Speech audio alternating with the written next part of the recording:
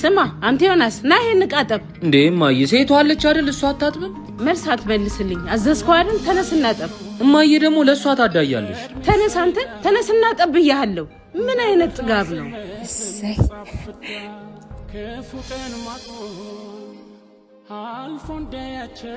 እቺንም መጣዋት አንቺ ምን ሆነሽ ነው የምትጨማለቂ ታላቅሽ አይደለው እንዴ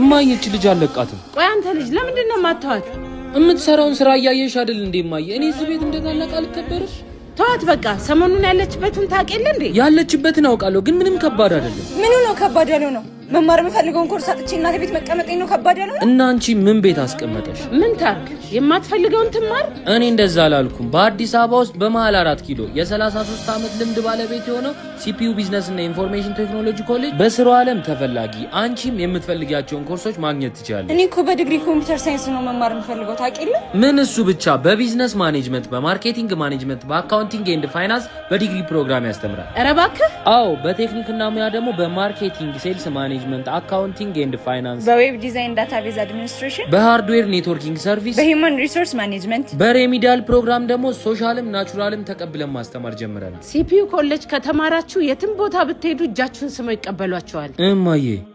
እጣባት በይ ችግርሽ ተፈቷል ሂጂና ጠቢ እናንተም ሲፒዩን ሳይጎበኙ የሚማሩበትን አይወስኑ